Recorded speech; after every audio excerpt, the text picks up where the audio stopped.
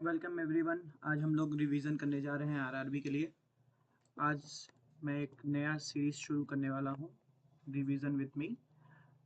हम लोग स्टार्ट करेंगे स्टील सब्जेक्ट से।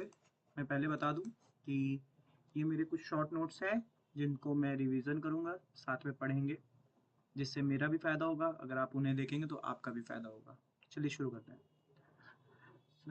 सब्जेक्ट है steel subject.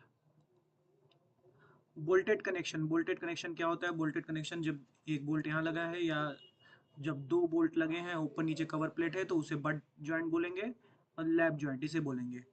Share strength of the bolt A net into F U B होता है यहाँ पे √3/1.25। और जब उस केस में दो एरिया में चेंजेस आ जाएगा, N into A net into N S into A S H, shank area और नेट एरिया। फिर बात करते हैं बियरिंग कैपेसिटी। बियरिंग कैपेसिटी का फॉर्मूला थोड़ा सा डिफाइन कर लेते हैं।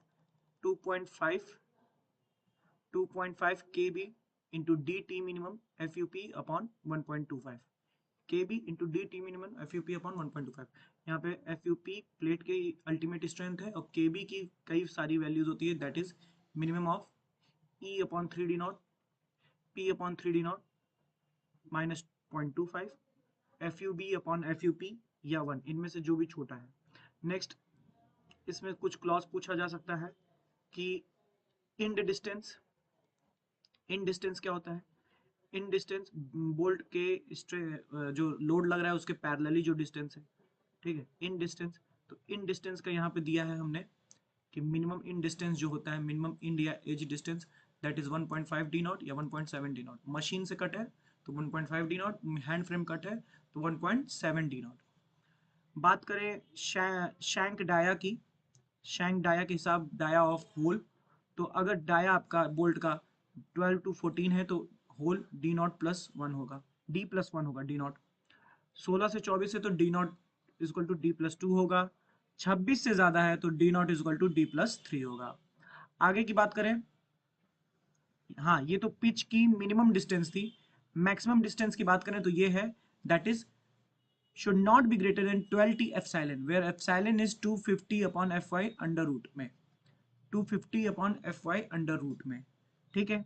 Minimum distance between bolt, minimum distance, कभी कभी क्वेश्चन पूछता है minimum distance between bolt center to center 2.5 D, ये याद रखना है, ये रिवेट के केस में भी लागू होता है।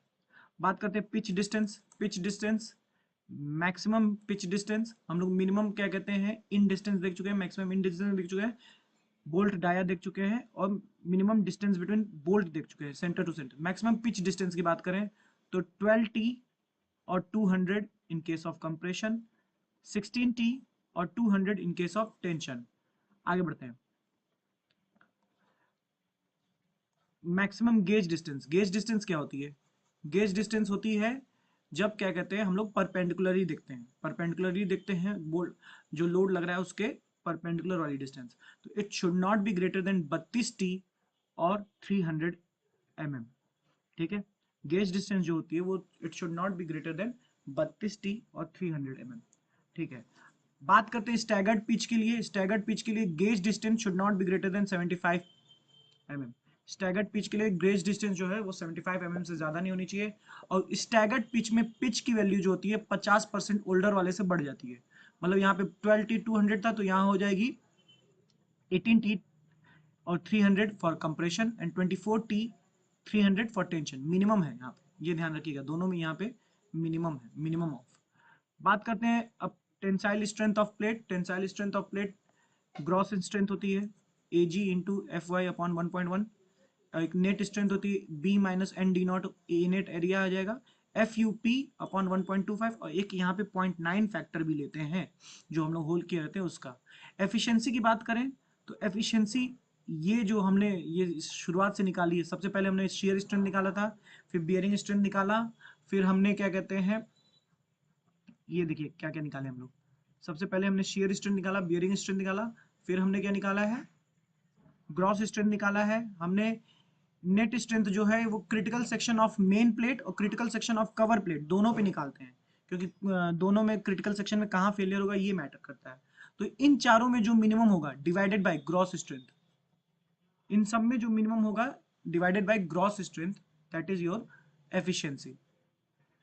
आगे बढ़ते हैं। आरआरबी में जिस चीज पे क्वेश्चन पूछेगा वो मैं जो थोड़ा डिटेल में बताऊंगा। वेल्डेड कनेक्शन की बात करते हैं। वेल्डेड कनेक्शन की, वेल्डेड कनेक्शन में दो तरह के कनेक्शन हम लोग को देखने हैं, बट वेल्डेड और फिलेट वेल्डेड।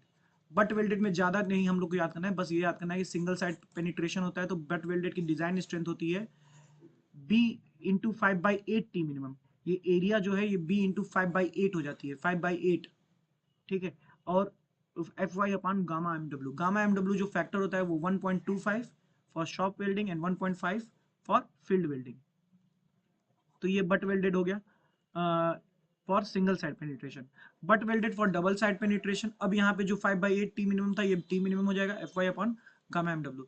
फिलेट वेल्डेड की बात करें, फिलेट वेल्डेड में फॉर्मूला ये छुप गया है, फॉर्मूला होता है K S L effective into F U upon √3 gamma M W, F U upon √3 gamma M W.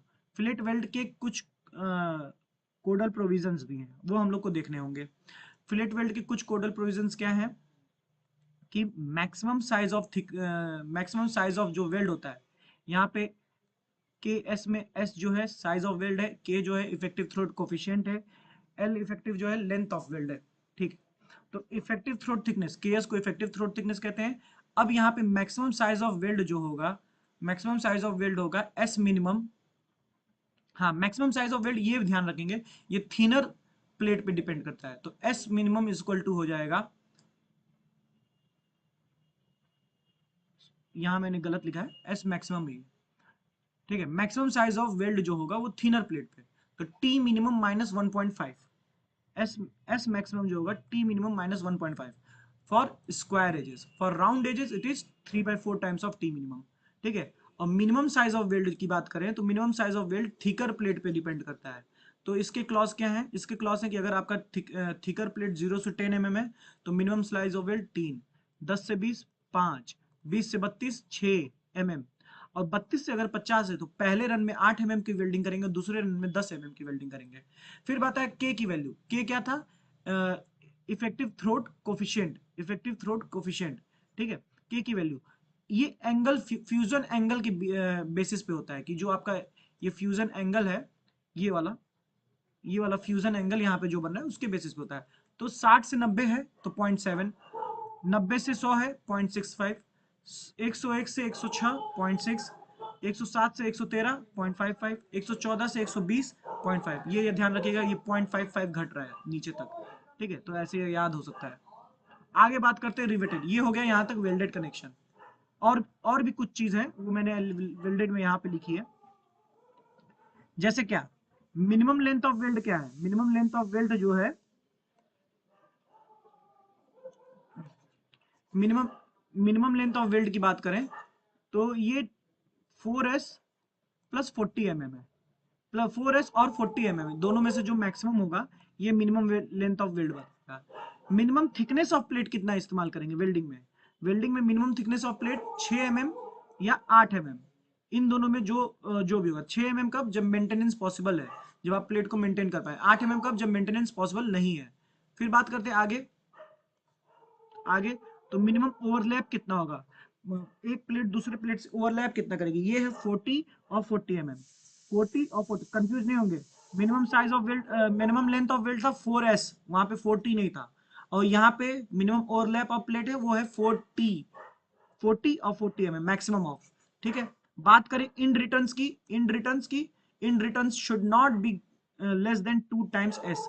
इन रिटर्न्स जो होते हैं वेल्ड के, जो वेल्डेड कनेक्शन में आगे से आके इतने पे है ये वाला, in return it should not be less than 2 times S. बात करते हैं प्लग और स्लॉट वेल्डिंग, प्लग और स्लॉट वेल्डिंग की बात करें तो ये जो होती है it should not be less then 3t और 25 mm, और जो ट्रांसवर्स वेल्डिंग होती है वो हमेशा स्ट्रांग होती है लॉन्गिट्यूडनल वेल्डिंग के, वो 25 से 30% स्ट्रांग होती है लॉन्गिट्यूडनल वेल्डिंग के। तो आगे बात करते हैं। हाँ, तो ये वेल्डिंग कंप्लीट हो गई। वेल्डिंग के बाद अब रिवेटेड कनेक्शन, रिवेटेड कनेक्शन की बात करें तो हम लोग सबसे पहले निकालेंगे strength of rivet. Strength of rivet and share लगभग वैसा ही है, बस यहाँ पे आपको याद रख लेना है एरिया इंटू जो उसकी परमिसिबल स्ट्रेंथ है into number of rivets.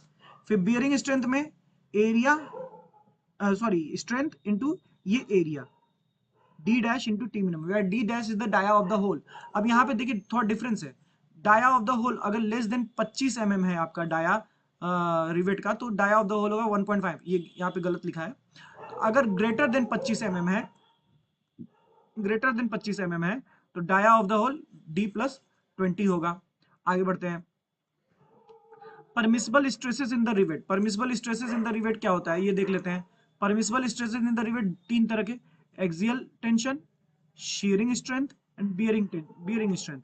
Axial strength power driven rivet होता है तो 100 300। बियरिंग स्ट्रेंथ हमेशा हम लोग याद रखेंगे ज्यादा होती है 300। हैंड ड्रिवन होता है तो 80 और ये 250। आगे बढ़ते हैं, मैं पहले बता दूं ये रिवीजन चल रहा है, अगर किसी को फास्ट लग रहा है तो वो उसने पढ़ा नहीं है। और हाँ, कुछ चीजें मेरे में गलत मिल सकती हैं, अगर गलत मिले तो आप मुझे बता सकते हैं, वैसे मैंने कोशिश की है कि गलत ना मिले। टेंशन मेंबर की बात कर रहे थे, टेंशन मेंबर में हम लोग को क्या पढ़ना है, सबसे पहले पढ़ना है ये प्लेट मेंबर के बारे में। ठीक है, टेंशन मेंबर के बारे में हम लोग ये पढ़ेंगे सबसे पहले। ठीक है, प्लेट मेंबर। ग्रॉस स्ट्रेंथ हम लोग देख चुके हैं, T G equal to F Y upon 1.1। Net rupture strength की बात करें तो ये ए नेट जो क्रिटिकल सेक्शन होगा कवर प्लेट का या उसका, into F U P upon 1.25 into 0.9। फिर एंगल सेक्शन की बात करें, एंगल सेक्शन में अब ये देखिए एंगल सेक्शन ये है। एंगल सेक्शन की बात करें तो gross strength again f Y upon 1.1 into A g. Net strength की बात करें तो वही है कि क्या, b minus n d naught into t f U P upon 1.25 into 0.9। देखिए ए नेट निकालने का तरीका बस बदल जाता है, बट ये पूछेगा नहीं, ये आरआरबी के पेपर में पूछेगा नहीं, क्योंकि उसको नॉर्मल कैलकुलेटिव क्वेश्चंस नहीं देने हैं। हम लोग को जो याद करना है वो ये याद करना है कि जब ऐसे कनेक्टेड रहता है, दोनों तरफ ये कनेक्टेड है, तो इस केस में प्लेट मेंबर की तरफ बिहेव करता है ये एंगल सेक्शन। जब ऐसे कनेक्ट रहता है तो ऊपर वाले को ओवरहैंगिंग बोलते हैं, और ये कनेक्टेड लेग होता है। तो यहाँ पे एक इफेक्ट आ जाता है शियर लेग डोमिनेंस। ठीक है, शियर लेग डोमिनेट कर जाता है यहाँ पे। आगे बढ़ते हैं, आगे ये नेट स्ट्रेंथ, फिर यहाँ पे कलेक्ट जो कैलकुलेट होता है अलग तरीके से होता है, यहाँ का फॉर्मूला बदल जाता है, A n c into F you p into 0.9 upon 1.25, ये फॉर कनेक्टेड लेग है।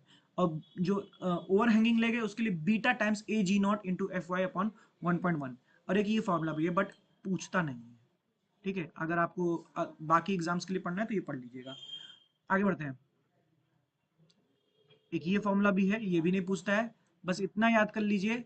एक ये है कि इससे कभी कभी क्वेश्चन पूछ देता है क्योंकि आसान फॉर्मूला है, कि अल्टरनेट नेट स्ट्रेंथ जो होती है, नेट स्ट्रेंथ का फॉर्मूला है अल्टरनेट फॉर्मूला, ये alpha times A net total into F U P upon 1.25 होती है। अल्फा जो होती है, अल्फा 0.8 होता है अगर बोल्ट 4 से ज्यादा है या वेल्डेड कनेक्शन है, और अल्फा 0.7 होता है अगर बोल्ट 3 है, अल्फा 0.6 होता है अगर बोल्ट 1 या 2 इस्तेमाल हो रहा है। आगे बढ़ते हैं, block shear strength. Block shear strength क्या है, देखिए इसमें ब्लॉक शियर स्ट्रेंथ में ये मैं बता दे रहा हूँ, एक साइड टेंशन होता रहता है तो दूसरे साइड शियर होता रहता है। अगर इधर शियर हो रहा है इधर टेंशन हो रहा है तो सारे साथ साथ लेके चलते हैं। और ये जो कुछ फॉर्मूला बना है ये इसमें नहीं पूछेगा, मैं पहले से बता दे रहा हूँ। ब्लॉक शियर में बस इतना पूछ सकता है कि एक साथ शियर और टेंशन दोनों लग रहा होता है। फिर बात करते हैं WSM के कुछ फॉर्मूले हैं, कि gross strength is equal to A g into 0.60 f y, 0.60 f y. फिर A net is equal to net strength is equal to A net into 0.6 f y. Angle section के लिए A g into 0.6 f y, net strength is equal to 0.6 f y. यहाँ A net निकालने के तरीके पे इस पे पूछ सकता है, क्योंकि यहाँ ए नेट निकालने का कुछ तरीका दिया है। अगर केस फर्स्ट अगर इस टाइप का कुछ है आपका, तो ए नेट इज इक्वल टू हो जाएगा, पहले ये फॉर्मूला याद कर लीजिए कि ए नेट हमेशा ए वन प्लस के ए टू है, ए वन प्लस के ए टू। तो इस केस में ए वन हमेशा कनेक्टेड लेग है और ए टू जो है वो दूसरा वाला। तो इस केस में हमेशा के की value 3a1 upon 3a1 plus a2 है, व्हेन एक साइड गसेट प्लेट से कनेक्टेड है। तो अगर दोनों प्लेट क्या कहते हैं गसेट प्लेट से, दो एंगल सेक्शन है और दोनों क्या कहते हैं गसेट प्लेट से कनेक्टेड है, अपने में भी कनेक्टेड है, तब के की वैल्यू कुछ ऐसी हो जाती है 5 times a1 divided by 5 times a1 plus a2। ठीक है, अगर इस तरह से कुछ कनेक्टेड है कि दो एंगल सेक्शन है गसेट प्लेट के दोनों तरफ है, तब के की वैल्यू 1 हो जाती है। ठीक है, कुछ की पॉइंट्स हम लोग को याद करने हैं, जैसे क्या, केस 4 जैसे when angles are not tack riveted, मतलब एंगल्स बीच में टैक रिविटेड नहीं है। ये सब जितने ऊपर फॉर्मूले थे वो टैक रिविटेड के थे, टैक रिविटेड के। अगर बीच में एंगल टैक रिविटेड नहीं है तो जो ए नेट निकला है वो ट्वाइस हो जाएगा। ठीक है, अब आते हैं कुछ इससे डायरेक्ट क्वेश्चन पूछता है, ये हम लोग ध्यान दे देते हैं कि टेंशन मेंबर और उनका उसका स्लेंडरनेस रेशियो। तो की पॉइंट हम लोग को पकड़ना है, tension member reversal of stresses हो रहा है due to live load, due to live load other than wind load and seismic load. Other than ये याद रख लीजिएगा, विंड लोड और सिस्मिक लोड को छोड़ के अगर रिवर्सल ऑफ स्ट्रेसेस हो रहा है तो लैम्डा की वैल्यू 180, और ये दोनों में है, कंप्रेशन मेंबर में भी है, टेंशन मेंबर में भी है। तो बात करते हैं कंप्रेशन मेंबर में, देख लीजिए क्या, reversal of stresses due to live load 180 degree पे 180 आ रहा है slenderness ratio. Reversal of stresses due to direct stress due to loads other than wind load और सिस्मिक लोड। की पॉइंट यही है, loads other than wind load and seismic load. फिर बात करते हैं पहले टेंशन मेंबर कंप्लीट कर लेते हैं कि टाई मेंबर, ये वाला क्लॉज भी कंप्रेशन में आता है। ठीक है, बट वहां टाई की जगह स्ट्रट आ जाता है। Tie member subjected to reversal of stresses, reversal of stresses मतलब कभी टेंशन कभी कंप्रेशन, ड्यू टू विंड और सिस्मिक लोड। अब यहाँ पे विंड और सिस्मिक लोड की वजह से, पहले वाले में विंड और सिस्मिक लोड को नहीं ले रहे थे तो 350। ठीक है, ये कंप्रेशन मेंबर में भी आता है, इसलिए मैंने यहाँ एरो दे दिया है। ठीक है, अब मैक्सिमम सिलेंडरनेस रेशियो कितना हो सकता है एक टेंशन मेंबर का, वो 400। ठीक है, अब यहाँ पे देख लीजिए कुछ अलग, a member subjected to compression forces resulting from combination of wind earthquake forces provided deformation, यहाँ ये लाइन है, provided deformation does not adversely affect the stresses in part any part of the member, मतलब deformation हो रहा है लेकिन stresses को affect नहीं कर रहा है, तब जो है वो 250 है। ठीक है, और compression flange of beam restrained against lateral torsional buckling, lateral torsional buckling से अगर रिस्ट्रेंट है तो 350 है। ठीक है, तो 350 इस कंप्रेशन में दो बार आएगा, एक तो ये इस वाला केस कि अगर strut member subjected to reversal of stresses due to wind और सिस्मिक लोड तो 350, और दूसरा ये है कि कंप्रेशन फ्लेंज है resistant against lateral torsional buckling. आगे बढ़ते हैं, lacing and bracing, lacing and battens की बात करें तो एक एक साथ में कंपेयर करते हुए चलेंगे तो हम लोग समझाए, ये बस याद कर लेंगे कि लेस थोड़ा सा बता दे रहे हैं, वो भी मुझे बताने की जरूरत नहीं है। लेसिंग ये वाला मेंबर होता है, अगर दो मेंबर को ऐसे जोड़ा है तो ये लेसिंग है, और बैटन ये वाला है सीधा वाला। ठीक है, बस इतना जानने की जरूरत है और कोई जानने की जरूरत नहीं। ठीक है, और बाकी हम लोग को की पॉइंट्स याद करने हैं। लेसिंग में पूरा स्ट्रक्चर का जो लैम्डा होता है, लैम्डा होल, वो इंक्रीज कर जाता है कितने से, वो इंक्रीज करता है 5% से। Lambda whole increases by 5%, 1.05 L effective by R हो गया है। कंपेयर करते हुए चलेंगे इसीलिए ज्यादा अच्छे से याद होगा। और इसमें 10% से लैम्डा होल इंक्रीज बाय 10%। ठीक है, टू अवॉइड लोकल बकलिंग, ये देखिए ये क्लॉज दोनों में सेम है। लैम्डा सीसी मतलब एक कंपोनेंट जो है, जैसे एक लेसिंग ऐसे अगर बटी है तो ये वाला पोर्शन जो है कॉलम का, ये कंपोनेंट है। कंपोनेंट का जो लैम्डा होगा it should not be greater then 50 और 0.7 टाइम्स ऑफ लैम्डा होल। यहाँ पे भी वही है, 0.7 should not be greater then 50 और 0.7 टाइम्स ऑफ लैम्डा होल। आगे बात करते हैं, if the part of column buckles then it is known as local buckling. अगर कोई कॉलम का पार्ट बकल कर रहा है तो उसे लोकल बकलिंग कहेंगे। और इधर भी वही चीज कांस्टेंट होगी, डेफिनेशन है किसी बेसिक चीज की। ये देखिए स्पेसिंग जो होती है एस स्टार की वजह से हम लोग L1 निकालते हैं। यहाँ यहाँ जो L1 निकलता है S star plus 2 times C Y Y, S star plus 2 times C Y Y या 2 times G. In lacing member local buckling occur if theta is less than 40 degree. Local buckling तब occur होगी जब क्या कहते हैं इसका inclination जो होगा लेस देन 40 डिग्री होगा। और इसकी इंक्लिनेशन को हम लोग 40 से 70 के बीच में रखते हैं, क्योंकि 90 कर देंगे तो वो ब्रेसिंग की तरह हो जाएगा, ब्रेसिंग की तरह हो जाएगा 90 कर देंगे तो ये ब्रेसिंग नहीं करेंगे हम लोग, 40 से 70 डिग्री रखेंगे। और in bracing member local buckling occurs if space between them is more, मतलब ब्रेसिंग मेंबर में ये कहना चाह रहा है कि दो मेंबर के बीच में अगर स्पेस, ये वाला स्पेस ज्यादा हो गई तो लोकल बकलिंग होगी। ठीक है, लेंथ ऑफ लेसिंग मेंबर जो होता है L1/2 होता है, लेंथ ऑफ बैटन्स जो होता है L1 होता है। आगे बढ़ते हैं, कुछ और चीजें, depth and width of lacing member. Depth and width of lacing member की बात करें तो B minimum is equal to 3D हमेशा। और इधर बी मिनिमम का देखिए क्लॉज, इंटरमीडिएट बैटन जो अंदर वाले बैटन है उनके लिए B minimum less than should not be less then 2b and should not be less then 3/4 times of L1, और इन बैटन्स के लिए बी थोड़ा सा ज्यादा है इसलिए should not be less then 2b और L1 मैक्सिमम लेंगे दोनों का। बात करें डाया ऑफ बोल्ट के, तो डिफरेंट डिफरेंट बी मिनिमम पे लेसिंग में डाया ऑफ बोल्ट अलग है, ये यहाँ पे भी लॉजिक लग जाता है डाया ऑफ बोल्ट क्योंकि इसमें दिया नहीं है तो दोनों में लगता है। डाया ऑफ बोल्ट की बात करें तो 16 mm के लिए 50 mm, 18 के लिए 55, 20 के लिए 60। इस पे इतना क्वेश्चन नहीं पूछा है, क्वेश्चन देखिए इस पे पूछता है ये वाला, ये जो था लैम्डा होल और ये लैम्डा सीसी। आज का अगला जो क्वेश्चन पूछता है वो ये है कि thickness of lacing member, thickness of lacing member की बात करें तो L length of lacing member divided by 40 और length of lacing member divided by 60 depending upon कैसा है। अगर सिंगल लेसिंग मेंबर है तो डिवाइडेड बाय 40, डबल है तो डिवाइडेड बाय 60, और यहाँ पे बात करें तो ये इसके बीच का लेंथ डिवाइडेड बाय 50। ठीक है, यहाँ 40 और 60 है, यहाँ 50 है। ठीक है, आगे बढ़ते हैं। ठीक है, थिकनेस हो गया, थिकनेस L/40, इधर L/60, इधर L/50। Slenderness ratio, slenderness ratio दोनों में सेम है, लैम्डा LM जो है या जो slenderness ratio of lacing member या slenderness ratio of BM bracing member should not be greater than 145, ये क्वेश्चन पूछता है। Some extra points for lacing and bracing, lacing members जो होते हैं वो डिजाइन होते हैं एक्सियल फोर्स के लिए, केवल लेसिंग मेंबर्स जो होते हैं वो डिजाइन होते हैं एक्सियल फोर्स के लिए। बैटन मेंबर जो होते हैं, बैटन मेंबर मतलब ब्रेसिंग जो है वो हमारे bending movement and longitudinal shear force दोनों के लिए, जो ट्रांसवर्स शियर फोर्स से जनरेट हो रहा है, long bending movement and longitudinal shear force दोनों के लिए डिजाइन होते हैं। बैटन के लिए कुछ एक्स्ट्रा बातें कि मिनिमम 2 बैटन तो चाहिए ही चाहिए, बीच में मिनिमम 2 बैटन चाहिए, मतलब जो इंड बैटन है उनको छोड़ो, वो तो रहेंगे ही, लेकिन जो बीच में है वो 2 बैटन तो चाहिए, मतलब टोटल 3 सेक्शन में हमारा बटा होना चाहिए, कॉलम 3 सेक्शन में बटा होना चाहिए। आगे बात करते हैं, lacing member can be provided as plate, rod, angle section, ये पूछ सकता है। और हाँ, किस शियर फोर्स के लिए हम लोग डिजाइन करते हैं, 2.5 times 2.5 divided by 100 PU, column load जो है वो हमारा PU है, उसके 2.5 डिवाइडेड बाय 100 टाइम्स से हम लोग शेयर लोड के लिए डिजाइन करते हैं। आगे बात करते हैं कि effective length of lacing member की बात करें तो केवल एक ये जान लीजिए कि एक अगर ऐसा केस है कि सिंगल लेसिंग है, दोनों तरफ हिंज है, तो L इफेक्टिव L के बराबर होगा, बाकी कोई भी केस दे तो 0.7 L होगा। ये क्वेश्चन में डायरेक्ट पूछता है effective length of lacing member. फिर बात करते हैं, आगे बढ़ते हैं।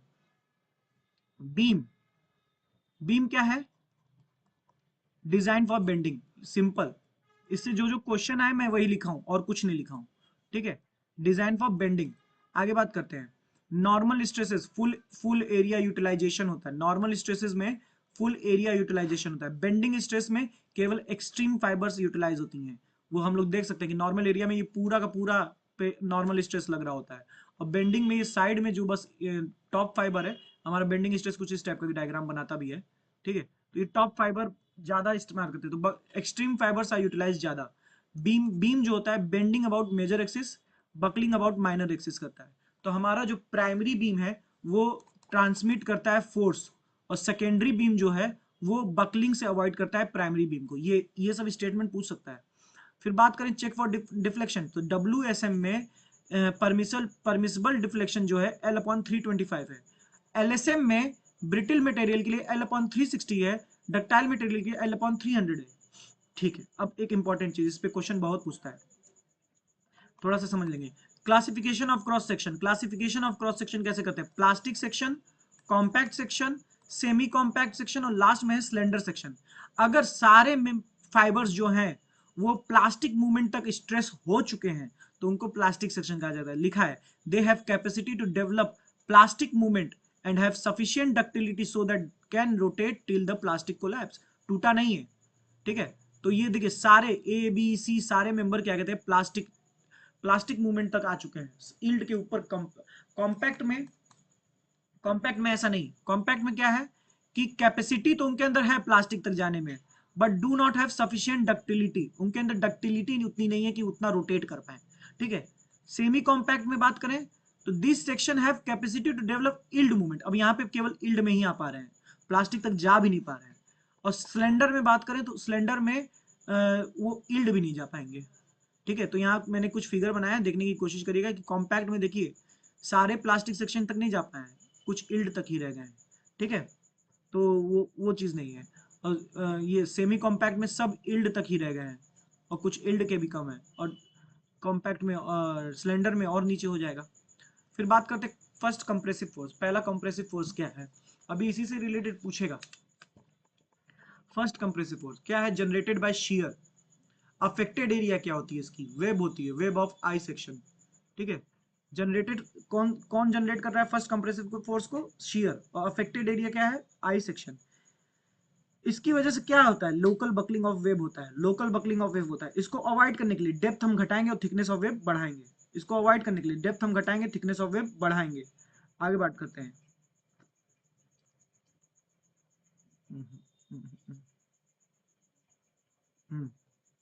सेकेंड कंप्रेसिव फोर्स, पहला वाला शियर की वजह से, सेकेंड जो है बेंडिंग की वजह से, बेंडिंग की वजह से आ रहा है। अफेक्टेड एरिया क्या है, न्यूट्रल एक्सिस से ऊपर का पोर्शन, न्यूट्रल एक्सिस से ऊपर का पोर्शन जो है वो अफेक्टेड एरिया है।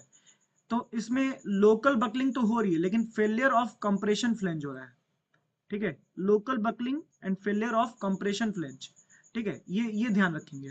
और इसको हटाने के लिए क्या करेंगे, फ्लेंज में हो रहा है तो फ्लेंज की बात करते हैं, तो बी घटाएंगे और थिकनेस ऑफ फ्लेंज बढ़ाएंगे, बी घटाएंगे, थिकनेस ऑफ फ्लेंज बढ़ाएंगे। और थर्ड, थर्ड जो है वो concentrated point load, concentrated point load. Affected area क्या है, junction of web and flange. Third जो है junction of web and flange. इसकी वजह से क्या होता है, वेब वेब क्रिपलेज होता है। ये याद कर लीजिएगा, वेब क्रिपलेज कहाँ हो रहा है, junction of web and flange, ठीक है। तो इसमें करते क्या है, तो जनरली इसमें to avoid gradual reduction, gradual reduction करते हैं, मस्ट बी डन, ठीक है। अब देखिए तीनों केस मिल गए हमको, web crippling, local buckling of failure of web और फ्लेंच, ठीक है। ये किस में था, फ्लेंच था सेकेंड में, ये था फर्स्ट में, ये था थर्ड में, ठीक है। तो अब हम देखिए इस ये टेबल से बहुत पूछता है ना। रोल्ड सेक्शन है, वेल्डेड सेक्शन है, तीनों में पूछेगा कि प्लास्टिक है कि कॉम्पैक्ट है कि सेमी कॉम्पैक्ट है, तो ये याद होना चाहिए। रोल्ड सेक्शन में हम लोगों को बी बाई टी एफ की वैल्यू बस याद रखनी है कि b by T f 9.4 epsilon, 10.5 epsilon, 15.7 epsilon. क्या b by T f 9.4 epsilon के आसपास आ रहा है, या 10.5 के एप्सिलॉन के आसपास आ रहा है, या 15.7, तो इस हिसाब से प्लास्टिक कॉम्पैक्ट सेमी कॉम्पैक्ट होगा। एप्सिलॉन की वैल्यू वही है 250 अपॉन एफ वाई। यहां बात करें वेल्डेड सेक्शन में, तो बी बाई टी एफ तो है ही, साथ में डी बाई टी डब्ल्यू भी है। तो इसका क्या है 8.4 एप्सिलॉन, 9.4 एप्सिलॉन, 13.6 एप्सिलॉन। देखिए इसको रटने के अलावा और कोई ऑप्शन नहीं है। हम थोड़ा सा पिक्टोरियल आप रिप्रेजेंट मतलब याद कर सकते हैं कि 9.4 यहाँ भी था, 9.4 यहाँ भी है, ठीक है। अगला देखिए 8.4 यहाँ है तो 8.4 यहाँ भी है, ऐसे थोड़ा पिक्टोरियल याद कर सकते हैं। तो 8.4 एप्सिलॉन, और यहाँ 8.4 नहीं 84 है, 84 epsilon, D by T W में 84 एप्सिलॉन। यहाँ देखिए 10.5 था तो यहाँ 105 आ गया, 105 एप्सिलॉन, और यहाँ 126 एप्सिलॉन, ठीक है। तो बात करते हैं रोल्ड की एक बार और, 9.4 एप्सिलॉन, इसके 10.5 एप्सिलॉन, उसका 15.7 एप्सिलॉन। वेल्डेड सेक्शन के लिए हम लोग दोनों देखते हैं, बी बाई टी एफ भी देखते हैं, डी बाई टी डब्ल्यू भी देखते हैं। B by T F 8.4 epsilon, 9.4 epsilon और 13.6 एप्सिलॉन, और D by T W 84 epsilon, 105 epsilon and 126 epsilon. ऐसे करके याद करने की कोशिश करिएगा तभी याद होगा। एक बार हम लोग लिख के अपने प्रैक्टिस का, हो सकता है देखिए मुझसे गड़बड़ हो जाए। तो पहला में क्या था 9.4 एप्सिलॉन, फिर 10.5 एप्सिलॉन, फिर 15.6 एप्सिलॉन था। फिर दूसरे में क्या था 8.4 एप्सिलॉन, 9.4 एप्सिलॉन, ये 13 पॉइंट समथिंग था, याद नहीं आ रहा, शायद 7 था क्या, 13.7 एप्सिलॉन। ये तीसरे में था 84 एप्सिलॉन, ये क्या था 105 एप्सिलॉन, ये 126 एप्सिलॉन था। ये B by T F, B by T F, D by T W, ये वेल्डेड, ये रोल्ड, देख लेते हैं। 13.6 था, ये 13.7 था। चलिए बस एक यही गड़बड़ हो रहा है। बात करते हैं आगे, प्लेट गर्डर, ये भी एक अच्छा चैप्टर है। प्लेट गर्डर की बात करें तो इसकी लेंथ 15 से 50 मीटर, लेंथ का क्वेश्चन पूछ देता है, 15 से 50 मीटर। अब कितने मीटर के बाद हमको ट्रस प्रोवाइड करना पड़ेगा, 50 मीटर के बाद हमको ट्रस अरेंजमेंट देना पड़ जाएगा। 50 मीटर के बाद हमको ट्रस अरेंजमेंट देना पड़ेगा। डेप्थ ऑफ प्लेट गर्दर की बात करें तो depth of plate girder is more, so chance of web buckling is more, web buckling की ज्यादा चांसेस है, hence web should be supported by stiffness, तो स्टिफनेस लगाएंगे हम लोग, क्या हम लोग, क्योंकि वेब बकलिंग होने के चांसेस हैं, डेप्थ ज्यादा होती है, तो हम लोग स्टिफनेस लगाएंगे। अब स्टिफनेस से भी क्वेश्चन पूछता है, स्टिफनेस कई प्रकार के, vertical stiffness, horizontal stiffness, load bearing stiffness. बात करते हैं वर्टिकल स्टिफनेस, जिनको ट्रांसवर्स स्टिफनेस भी बोलते हैं, इंटरमीडिएट स्टिफनेस भी देते हैं। देते कहां पे हैं, नियर द सपोर्ट्स, क्योंकि ये किसको बचा रहा है, web buckling due to shear, shear कहां ज्यादा होता है, सपोर्ट्स पे, तो हम लोग देंगे कहां पे, नियर द सपोर्ट्स, ठीक, नियर द सपोर्ट्स देंगे। फिर बात करते हैं horizontal and longitudinal stiffness. Longitudinal stiffness की बात करें या हॉरिजॉन्टल स्टिफनेस की, तो पहले देखिए किसके लिए बनाया जा रहा है, web buckling due to bending in compression. Bending कहां सबसे ज्यादा होती है, बेंडिंग ज्यादा मिड में ज्यादा होती है, तो यहाँ मिड में ज्यादा देंगे, हॉरिजॉन्टल एंड लॉन्गिट्यूडनल को मिड में ज्यादा दे रहे हैं। वर्टिकल ट्रांसवर्स या इंटरमीडिएट की बात हो रही है तो वो स्पैन, इंड स्पैन पे दे रहे हैं, क्योंकि सॉरी इंड सपोर्ट्स के करीब दे रहे हैं, क्योंकि ये web buckling due to shear बना रहा है। Load bearing stiffness, load bearing stiffness directly load को काउंटरएक्ट कर रहा है, लोड को, जो क्या कहते हैं वेब क्रिपलिंग को अवॉइड करा रहा था, वेब बकलिंग और web crippling due two point load. और वेब पॉइंट लोड का असर सबसे ज्यादा कहां होगा, इंड सपोर्ट्स पे ही होगा, शेयर फोर्स सबसे मैक्सिमम आएगा। तो शेयर फोर्स का डायग्राम याद करिए, कुछ इस टाइप का बनता था, तो शेयर फोर्स सबसे मैक्सिमम इंड पे आएगा, इंड पे शेयर फोर्स सबसे मैक्सिमम, तो एट सपोर्ट्स ही देंगे। तो एट सपोर्ट्स के लिए हमारे पास दो, वर्टिकल और लोड बियरिंग, और मिडिल के लिए हमारा एक, क्या है वो, हॉरिजॉन्टल लॉन्गिट्यूडनल स्टिफनर्स। ओके, आगे बात करते हैं। कुछ स्टिफनर्स के भी कंडीशंस हैं, कुछ स्टिफनर्स के भी कंडीशंस है, वो भी हम लोग को याद होने चाहिए। क्या, इफ, पहले एलएसएम में देख लेते हैं, उसको देख लेंगे। इफ d1 by tw, मतलब depth divided by thickness of web should less than 90 से कम है तो कोई स्टिफनर देने की जरूरत नहीं है। 90 से 200 के बीच में है d1 by tw, तो वर्टिकल स्टिफनर्स रिक्वायर्ड हैं केवल, वर्टिकल स्टिफनर्स। वर्टिकल स्टिफनर्स किसको लोड, किसको झेल रहे थे, याद करिए, वर्टिकल स्टिफनर्स, वर्टिकल स्टिफनर्स ये पहले वाले जो नियर द सपोर्ट्स लगा रहे थे, किसको झेल रहे थे, web buckling due to shear, ठीक है, web buckling due to shear. बात करते हैं तीसरा केस, 200 से 250 है, तो वर्टिकल स्टिफनर तो दे ही रहे हैं, पहला हॉरिजॉन्टल स्टिफनर भी दे सकते हैं। हॉरिजॉन्टल स्टिफनर किसको अवॉइड कर रहे थे, हॉरिजॉन्टल स्टिफनर कर रहे थे web buckling due to bending, bending को अवॉइड कर रहे थे, बेंडिंग की वजह से जो वेब बकलिंग हो रही थी। अब ये देते कहां है, इसका भी कंडीशन है कि ये देते कहां है। First, horizontal stiffeners are provided at 1/5 from the compression flange of distance between Na and compression flange of वो, मतलब हमारा कंप्रेशन फ्लेंज जो है, जैसे फॉर एग्जांपल मान लेते हैं ये Na है और इसके ऊपर की बीम इतनी है, ठीक है, तो हम लोग कहाँ देंगे, between Na to compression flange, ठीक है, 1/5 डिस्टेंस यहां से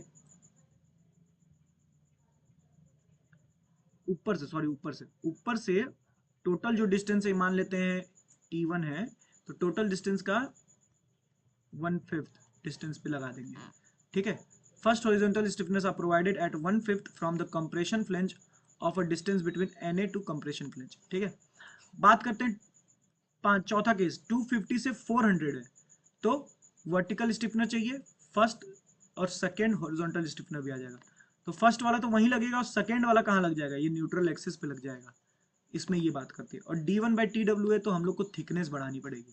तो एक बार रिवीजन करते हैं फिर से, क्या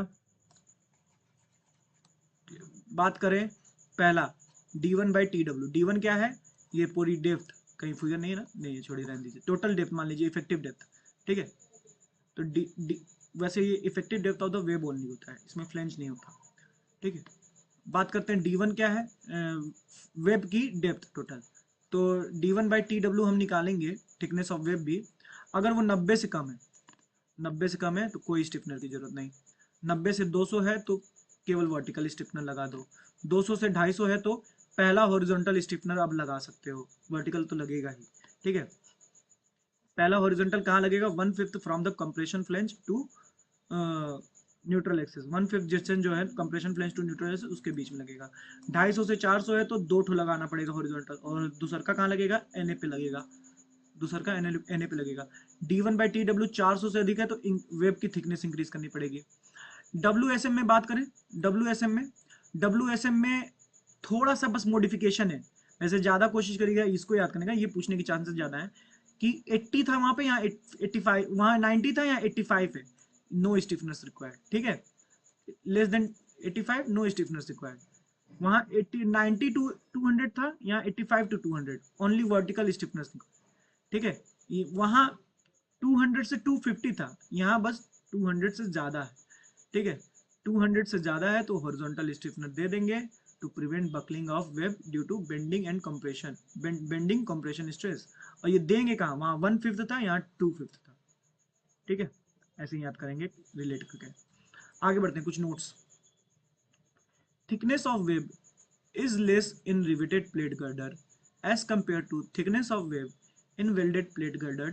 One leg of angle section will available to resist shear force, ठीक है, एक लेग जो है वो shear force हमेशा रेजिस्ट करेगी। ये सब हम डायरेक्ट क्वेश्चन से मिले हैं, so don't get into the logic, just remember, ठीक है। Compression between the web and flange is designed for horizontal shear force. Connection between web and flange is designed for shear force, जिसको हम लोग कौन सा बोलते हैं, कॉम्प्लीमेंट्री shear force, ठीक है। मिनिमम एंड, ये क्वेश्चन मुझे 2-3 बार मिल चुका है मॉक्स में। Minimum and maximum spacing between the vertical stiffeners, minimum and maximum spacing between the vertical stiffener 0.33d 1.5d respectively, मतलब मिनिमम कितना है 0.33d जो है मिनिमम है, एंड 1.5d जो है मैक्सिमम है। फिर बात करते हैं minimum and maximum unsupported clear dimension, ये भी पूछा है, ये भी इंपॉर्टेंट है।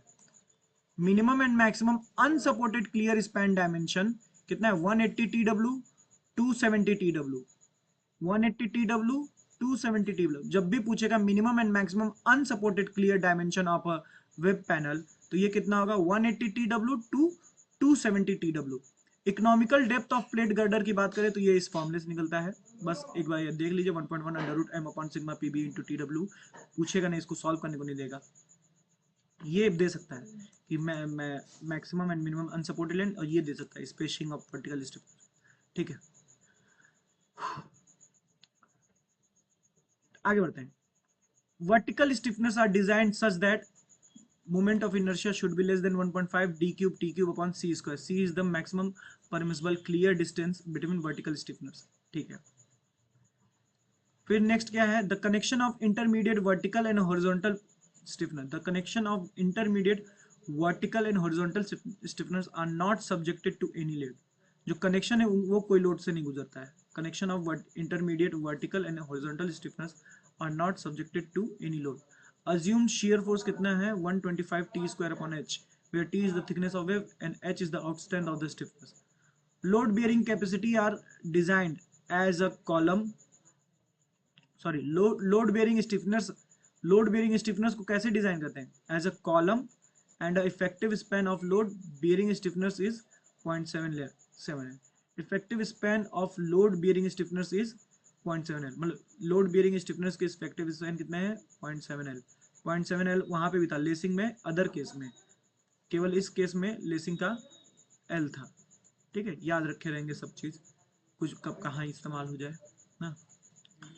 अगर कुछ गलत मुझे आप लोगों को फील हो इसमें है तो प्लीज मुझे बताएं। इफेक्टिव एरिया ऑफ लोड क्या है, effective area of load bearing stiffness will be considered from the point of application of point load to 20 times TW, ठीक है। Effective area of load bearing stiffness कितना होता है, जिस पॉइंट पे load लग रहा है, 20 times TW। ये बात हो गई इस चैप्टर की। अब आता है इंडस्ट्रियल बिल्डिंग। इंडस्ट्रियल बिल्डिंग क्या है, कुछ चीजें जो पूछी गई मैंने वही लिखी है, बिल्डिंग बनाने नहीं जाऊंगा मैं। GI sheet is provided in the form of wave to get minimum contact area. GI sheet is to be provided to in the form of wave to get minimum contact area. GI sheet जो ऐसे ऐसे बनी होती है वो इसलिए wave की तरह बनाई जाती है ताकि मिनिमम कॉन्टैक्ट एरिया मिले रेन ड्रॉप के लिए। Purlins are provided to reduce the effective length. जो पर्लिन्स होते हैं उसका इफेक्टिव लेंथ कम करने के लिए।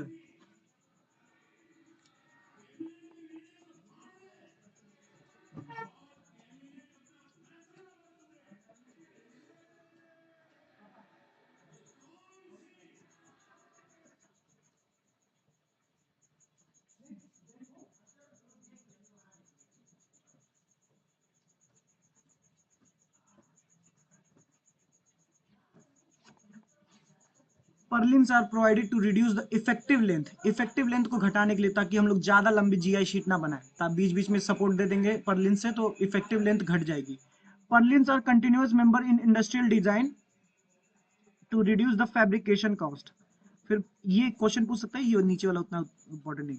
Purlins should be placed on the panel so that rafter members will subjected to only compressive. हाँ, पर्लिन्स किस लिए भी प्रोवाइड किया जाए, ताकि राफ्टर्स में केवल कॉम्प्रेसिव फोर्स रहे। ये ध्यान रखेंगे, ये वाला पॉइंट कि राफ्टर्स में केवल कॉम्प्रेसिव फोर्स रहे। आगे बात करते हैं।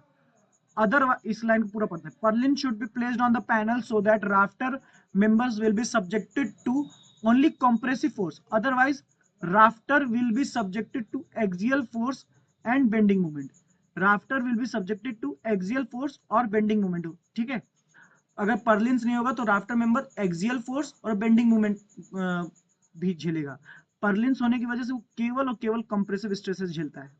ठीक है, Perlin should be placed such that force must pass through the shear center and to avoid torsional movement। हम लोग जानते हैं shear center से अगर कोई भी चीज गुजरती है तो torsional movement नहीं होता है।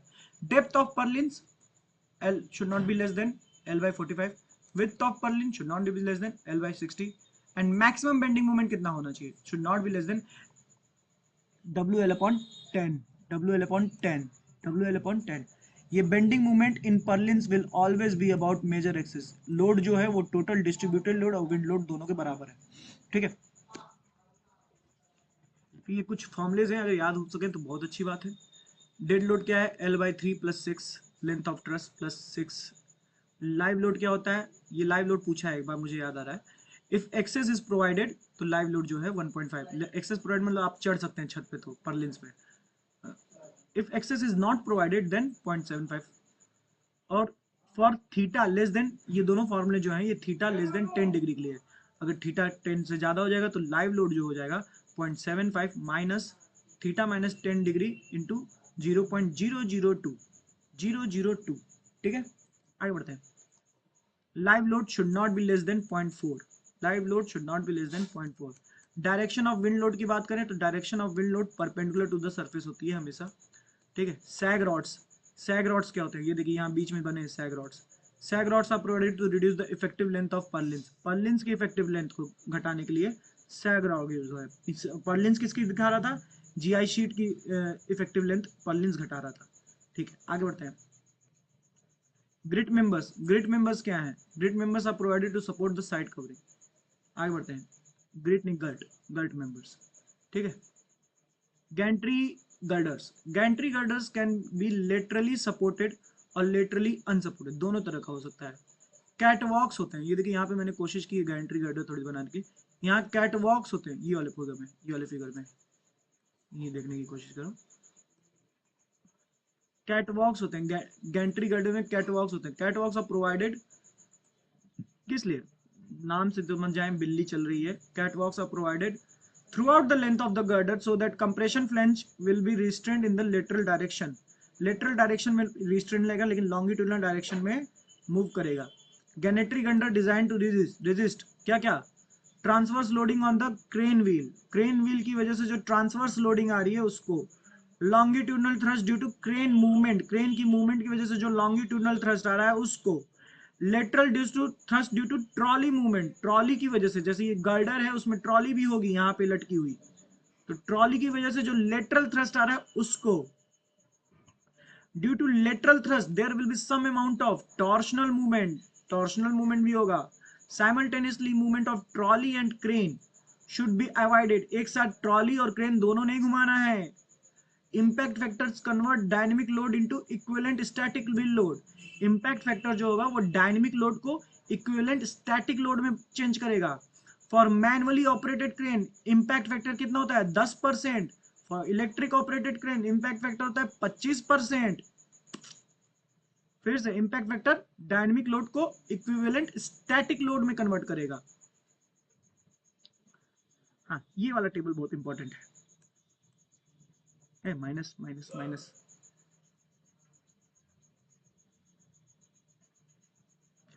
डिफ्लेक्शन लिमिट, डिफ्लेक्शन लिमिट क्या है? डिफ्लेक्शन लिमिट कोशिश करिएगा याद करने की। सबसे पहले देखिए, इसको पिक्चराइजेशन थोड़ा सा ऐसे पिक्चराइज करके याद करने की कोशिश करें तो ज़्यादा अच्छे से याद होगा। कि सबसे पहले हम लोग पर्लिन्स पढ़ लें, फिर सिंपली सपोर्टेड स्पैन पढ़ेंगे, फिर कैंटिलीवर स्पैन पढ़ेंगे, ठीक है? तो पर्लिन्स या गर्ट अंडर, गर्ट या पर्लिन्स दोनों सेम बात है। हाँ, अगर ये दो तरह की इलास्टिक क्लैडिंग हो रही है या ब्रिटिल क्लैडिंग हो रही है, तो इलास्टिक क्लैडिंग के लिए स्पैन अपॉन 150 थोड़ा सा इंक्रीज हो गया, स्पैन अपॉन 180 नीचे वाला डिनोमिनेटर इंक्रीज हो गया, ठीक है? पर्लिन्स या girt under elastic cladding span upon 150, brittle cladding span upon 180, simple span under live load या विंड लोड, इलास्टिक क्लैडिंग में स्पैन अपॉन 250, ब्रिटिल क्लैडिंग में स्पैन अपॉन 300, कैंटिलीवर घट गया, इलास्टिक क्लैडिंग में स्पैन अपॉन 120, ब्रिटिल क्लैडिंग में span upon 150, cantilever घट गया, elastic cladding में स्पैन अपॉन 120, ब्रिटिल में 150। राफ्टर की बात करें, राफ्टर राफ्टर में और कम होना चाहिए। तो अब यहाँ पे इलास्टिक क्लैडिंग में क्या आ गया? Profiled metal sheeting, plaster sheeting. तो प्रोफाइल मेटल शीटिंग में डिफॉर्मेशन, डिफ्लेक्शन, मैक्सिमम डिफ्लेक्शन जो है वो स्पैन अपॉन 180, और प्लास्टर शीटिंग में स्पैन अपॉन 250। गैंट्री गर्डर की बात कर लेते हैं, तो देखिए इसमें चार चीजें हैं, 1 2 3 4। Gentry girder manual operating load है, तो क्या है? मैनुअल ऑपरेटिंग लोड, क्रेन है, मैनुअली ऑपरेटिंग लोड से चल रहा है, तो स्पैन अपॉन 500। मैनुअली ऑपरेटिंग है तो स्पैन अपॉन 500, ठीक है? डिफ्लेक्शन थोड़ा सा अधिक है बाकी के रिस्पेक्ट में, देखते हैं कैसे। ये देखिए, गैंट्री गर्डर इलेक्ट्रिकली ऑपरेटेड है, थोड़ा सा और अच्छा आ गया, और लोड कितना तक ले सकता है? 50 टन। तो ये यहाँ पे डिफ्लेक्शन और कम है, बटे में 750 आ गया। Electrically operated and load over 50 ton, तो स्पैन अपॉन 1000 आ गया। और एक ये वाला है अलग से, ये अभी क्वेश्चन में हाल में पूछा था, हम गलत करके आए। Other moving load such as charging cars and crane span upon 600, span upon 600, ठीक है? ये वाला टेबल फिर से हम देखेंगे। पर्लिन्स, सबसे पहला पर्लिन्स या गर्ट इलास्टिक क्लैडिंग में आग बंद करके स्पैन अपॉन 150, ब्रिटिल क्लैडिंग में स्पैन अपॉन 180, सिंपल सपोर्टिंग में इलास्टिक क्लैडिंग में span upon span upon 2 sorry हाँ स्पैन अपॉन 240, और ब्रिटिल क्लैडिंग में स्पैन अपॉन 300। बढ़ता जा रहा है, कैंटिलीवर में आके घटता है, कैंटिलीवर में आके घटा लाइव लोड के अंदर में span upon 120 and span upon 150 elastic and brittle. फिर बात करते हैं राफ्टर में, तो इलास्टिक ब्रिटिल सपोर्ट कंडीशन भी चेंज हो गई, profiled metal sheeting and plastered sheeting. Profiled metal sheeting में स्पैन अपॉन कितना है? 180, एंड प्लास्टर्ड शीटिंग में स्पैन अपॉन 240। फिर गैंट्री गर्डर की बात आ जाए तो मैनुअल ऑपरेटेड है तो 500 रहेगा बटे में, स्पैन अपॉन 500। इलेक्ट्रिकल ऑपरेटेड है तो स्पैन अपॉन 750, और कौन सा है? Electrical operated up to 50 tons, तो span upon 750, electrically operated up to more than 50 tons, span upon 1000। And other moving loads है तो other moving loads such as charging cars, ये कीवर्ड है यहाँ पे, चार्जिंग कार्स, तो स्पैन अपॉन 600। तो thank you. Steel में इतना ही अभी, और भी बहुत सारी चीज़ें हैं जो लेकिन मैंने नहीं लिखी है। अगर आपको मेरा लेक्चर पसंद आए तो डू लाइक एंड सब्सक्राइब। मैं भी स्टूडेंट हूँ, बट मेरे पास 1.5 साल का टीचिंग सब्सक्रिप्शन सॉरी एक्सपीरियंस है, टीचिंग एक्सपीरियंस। मैं एक कॉलेज में 1.5 साल तक पढ़ाया हूँ एमटेक के बाद, और मैं अब तैयारी कर रहा हूँ।